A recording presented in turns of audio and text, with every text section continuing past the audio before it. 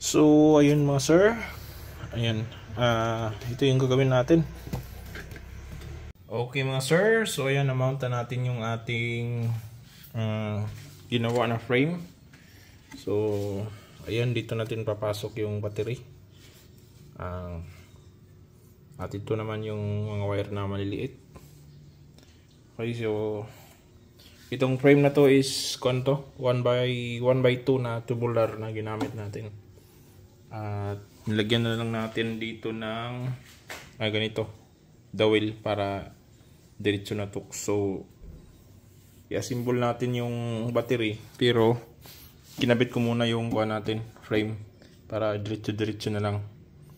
Ayan, so ito yung mga battery. Ayan, so natap balance na yan lahat. Tapos ito yung GKBMS natin. Ayan o. So ito yun. So ito yung GKBMS na to is pwede siya sa 16P 16P. Ayan, so 16 series. So kakabit natin to. Hindi naman tayo malilito dito kasi meron naman siyang tagging dito na 4. So dito may nakalagay na NT1, so ibig sabihin ito yung 1. Ayan, so meron siyang 1. So NT1. Hindi naman tayo kuhan dito kasi meron naman siyang tagging. So itong dalawa, ito yung sensor. Yan, sensor sa battery to. Yan, tapos itong isa, ito yung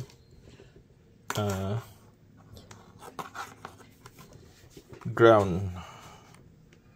Yan, so sa negative to ilalagay natin. So bumili lang ko ng terminal. Ayan.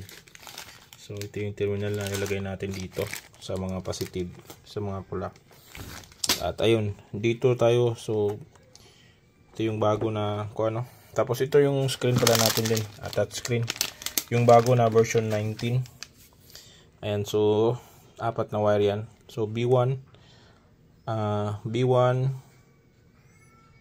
B1, B2, B3, B4. So ito nga palang itong isa. Di pala to. B0 pala to. Ito B0. So tapos itong itong ganito is GND, means sensor yan. Ito may nakalagay ng 2. So yung 4, bali 4. So B5, B6, B7, B8. So ito na yan. Yan, so disim pa rin dito, itim, GND, so sensor. Tapos ayan, hanggang sa B16 yan.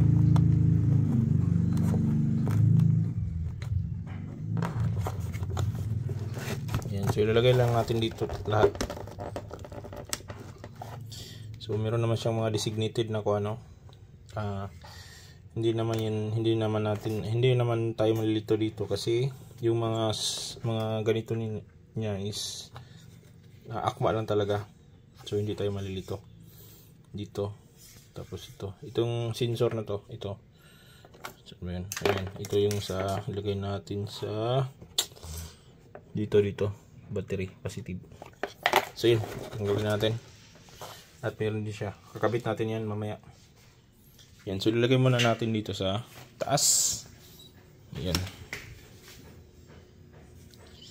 So hindi ko na ito siguro i-screw. Lalagyan ko na lang ng rubber na ganito.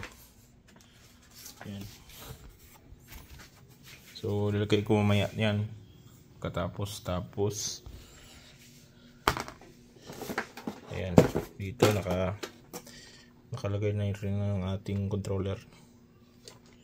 Okay, sa kanto deep switch. Ayan. Tapos nilagyan ko ng butas dito para sa mga wire. So bali dito yung 1 na battery, 1, 2, 3, 4, 5, 6, 7, 8, 9, 10 hanggang 16. So dito yung 16. Okay? Ayan, so lagay ko muna sa tripod. Okay, so lagay mo na lang na muna natin yung battery dito.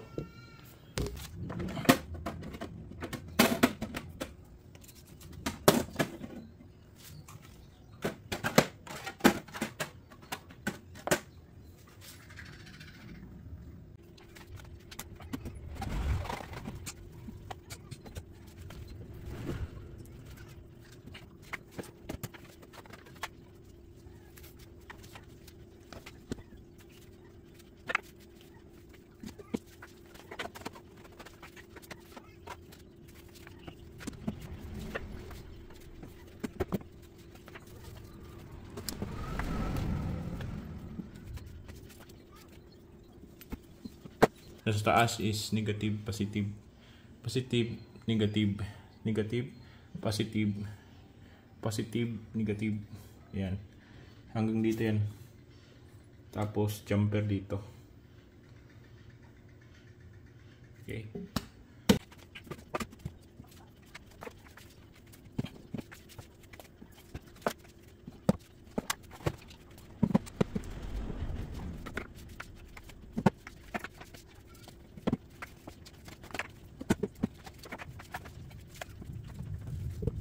Okay mga sir, ayan, nalagay na natin at nalagyan natin ng harang na 3/4 plywood dito. So nalagyan natin ng mga epoxy board dito. Ayan.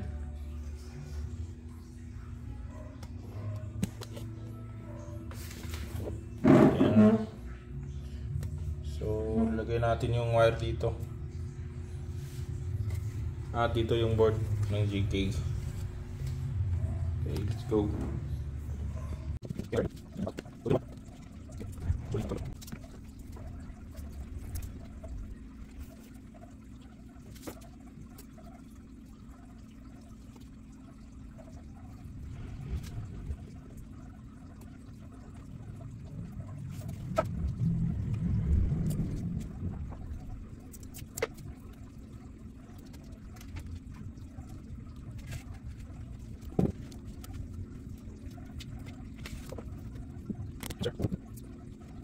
Okay mga sir, so bago natin i-kuan yung mga seals, no, pag series natin, ito muna.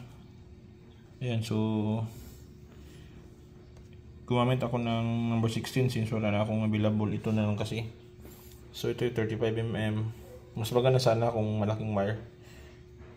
Wala na akong kuan. So ito yung papuntang battery terminal. Ayan, so dugtungan natin yan. Yan, dugtungan natin dito. So ang gagamitin ko nito para mag-series, madugtong ito, meron tayo ditong stainless steel na bolt and nuts. Ayan, so lagyan din natin yan ng lock nut, lock washer. Dito rin sa kabila, ito rin yung gagawin natin, ganyan. So ito papuntang battery, negative battery. Ayan, so lalagay ko muna tong kuan, tapos tipan ko na lang to. Kailangan talaga mahigpit, kailangan hindi maluwag. Yung positive natin tapos na, nagawin ko na lang ganito. So ang daming terminal lock na naubos ko. 1, 2, 3. Wala yan kasi luma. 4, 5, 6, 7, 8, siyang 10. 10 terminal lag. 10 terminal lag yung nakuhan ko. Ubus. Right, so yan. Ito na mga sir, ayan. Lalagyan na natin. At mahigpit na yan. Hindi yan kakalas. So, lagyan na din ng balutan natin ng rubber tape at electrical tape. Ito sa kabila. Ayan o. Doble yan.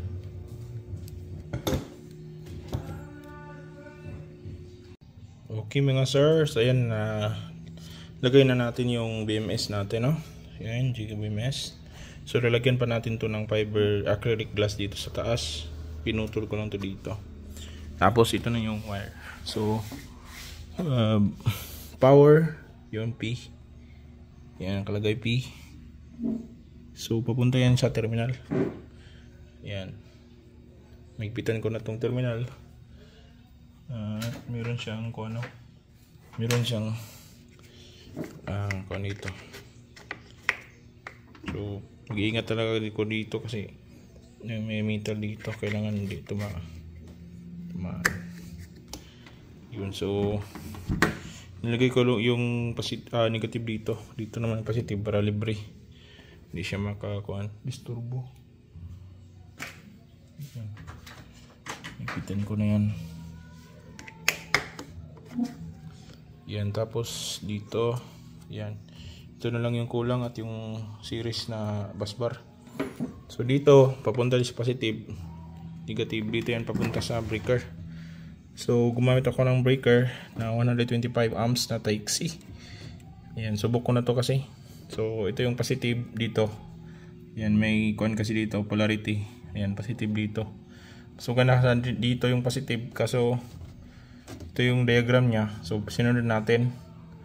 Ngayon, ayan, nag-X na lang dito. So, meron naman siyang loom, circular loom. Okay, so ganito yung terminal na nilagay natin dyan. So, crename natin yan. 35mm yan, no? 35mm na wire. 35mm din na ganito.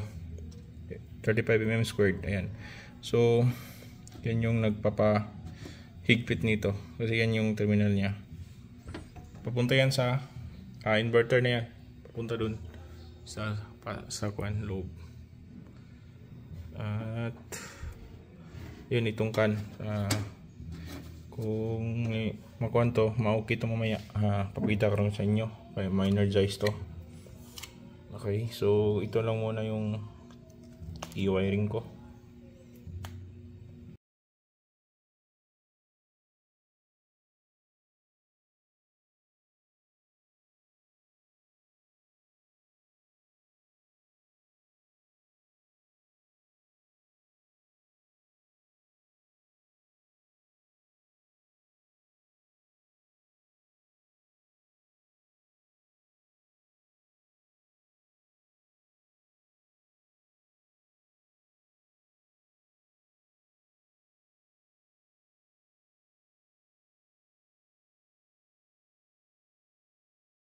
Okay mga sir, so ayan, continue tayo dito at dumating na yung ating isang naputol o pamalit sa isang naputol na terminal.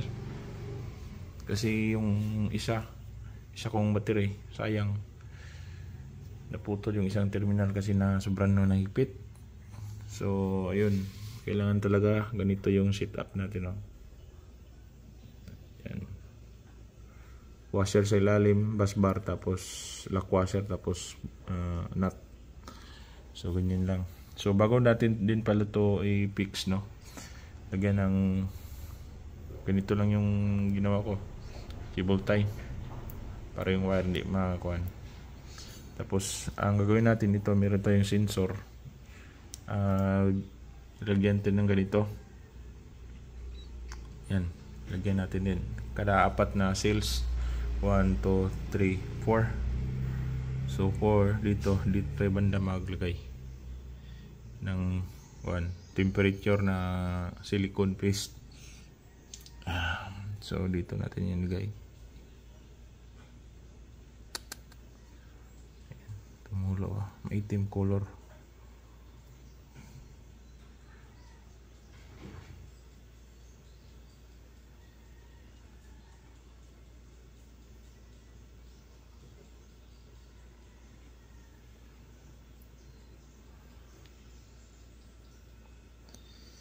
Dito natin yan ilagay temperature. Yan, dahil walang tagahawak, so katapos dito i-icon ko, cut ko muna ng video. Okay mga sir, ayan, nilagyan na natin ng silicone. So mas maganda yung puti. Ito itim, pangit yung itim, you know. Meron namang itim din na kulay, pero puti na kulay, pero itim na yung nabigay sa akin. So ayan, dito natin nilagay sa gilid ng battery dito, may banda. Dito sa kabila, sa kabila. Ayan, subukan lang natin yan. Kasi yung iba hindi na naglalagay dito. Pero sa akin, lagyan natin. Okay, so bago natin i-testing, check muna din natin yung kuan. Ilagay muna natin yung can. Tapos ito, naka-down to lahat. Ayan, naka-down yan lahat. As can. Ayan, ito yung can. Dito natin yan ilagay since isa lang yung kuan. Isa lang yung isa yung battery natin. So ito yung iba, pag parallel kayo dito. Okay, so tingnan natin dito. Ayan, nakatap na yung ating battery. Breaker. Okay, so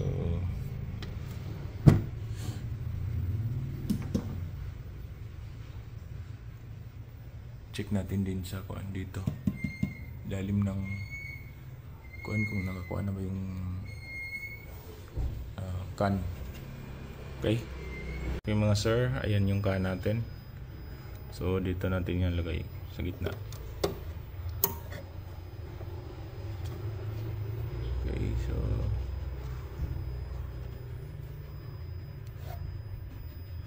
temperature ito, mamaya na natin yan lagay.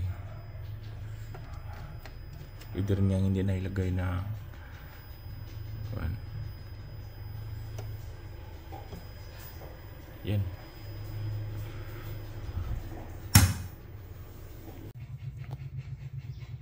Okay mga sir, ayan. Tapos na nating ma-terminate lahat dito. Tapos na nating ma-connect. Try nating i-on.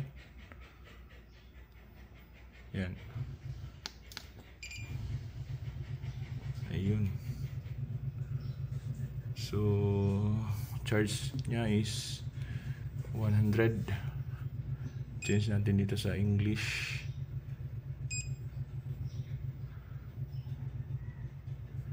Ayun.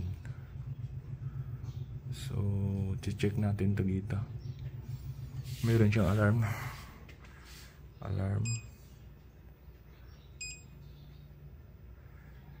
Ayan.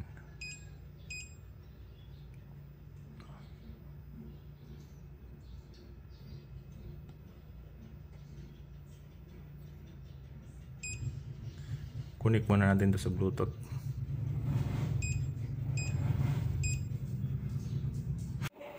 Okay mga sir, ayan. Tapos ito na yung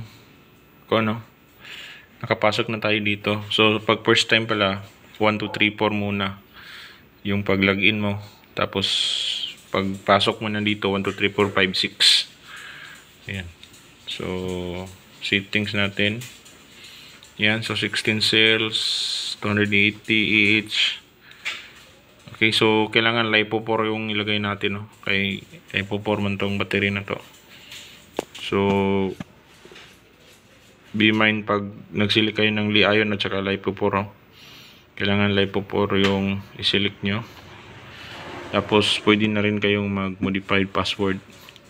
So yung old password, ito yung 1, 2, 3, 4, 5, 6. Tapos itong new password, kailangan hindi nyo ito makalimutan yung new password. Kasi pag nakalimutan yan, mahirap.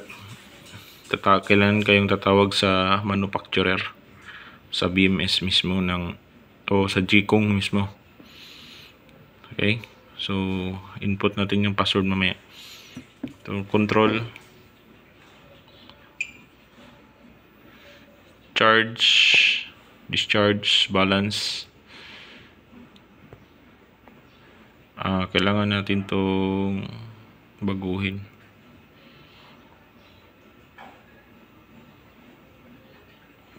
Okay, check ko muna yung nasa internet, yung mga apps na kuhan kong data, nag-gather kong data sa internet.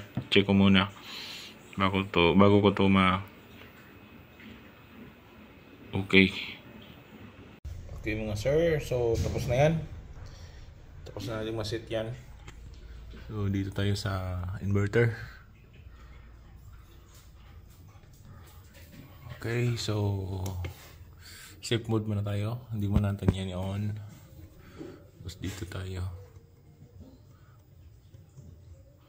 Battery settings. Lithium 280H. Okay.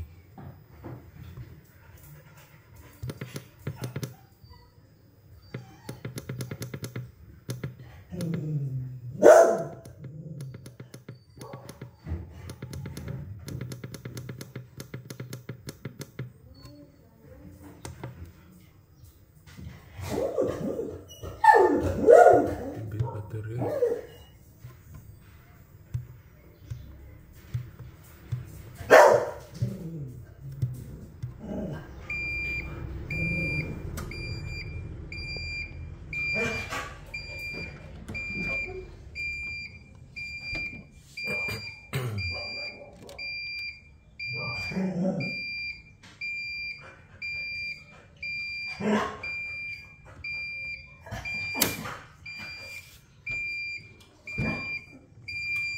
On natin battery.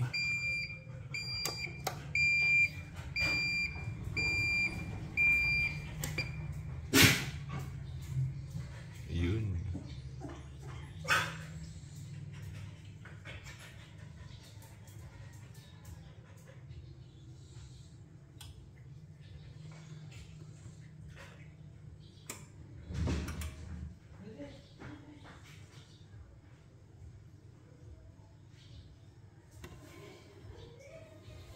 Okay mga sir, so ayan, check natin yung time of fuse natin.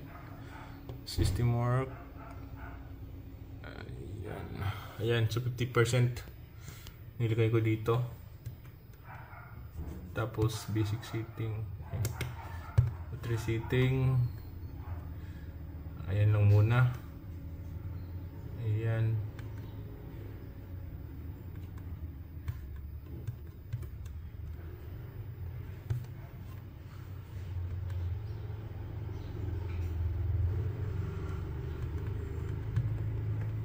Okay. So, upgrade muna tayo. Pina-in-off ko muna yung battery.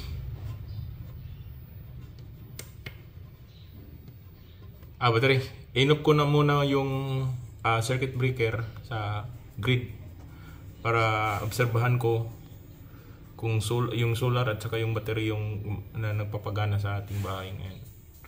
Sa aking bahay ngayon. Ayan. Tapos, ayan, naka-on na to dito. On na rin to. Ayan, naka-upgrade tayo. Bigaw na yung isa. Ito, grid. Ayan. Pag in-on ko yan, yun, naglipat siya.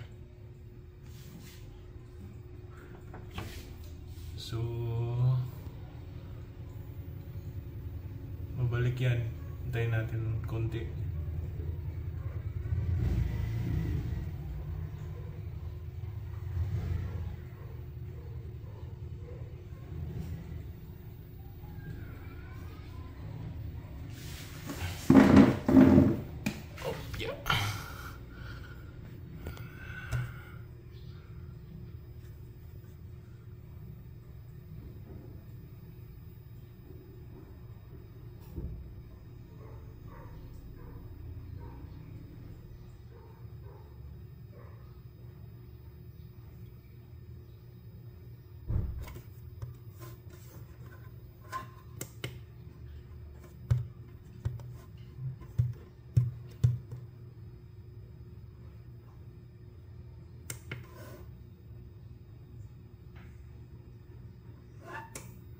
Yun, nag-click na.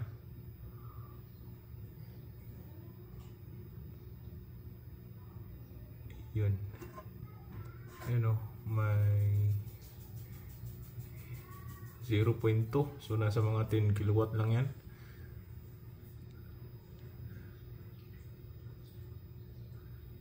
Ah, 10 watts pala. Ayan, so nasa mga 30 watts, 20 watts.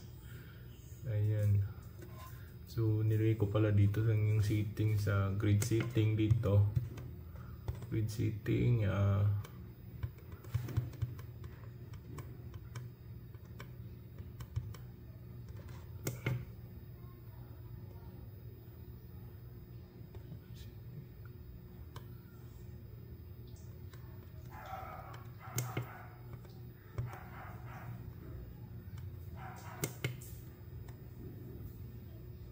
nilagay ko sa zero export power. Okay, lagay natin ito ng 10.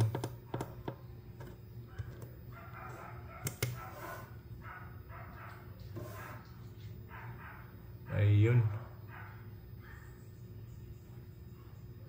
So parang pag ganito, parang walang galaw yan sa meter. Kunti-kunti lang. So goods na. Yan, so nakauna yung grid natin. Pag gumilaw to, ito yung off grid. Kung halimbawa mag-off yung power distributor, yung tawag dyan, service provider, ito mag-on, off, burn out. So papalo tong kuha natin ATS. Ang supply niyan is pure battery lang. Ayun. So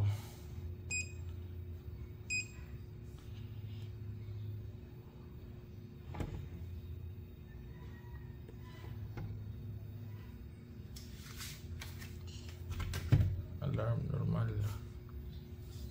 Kailaw, goods. Yan. So yung sensor natin, kukunin natin yung masking kasi tumigas na yung kanya. Kunin na yan natin.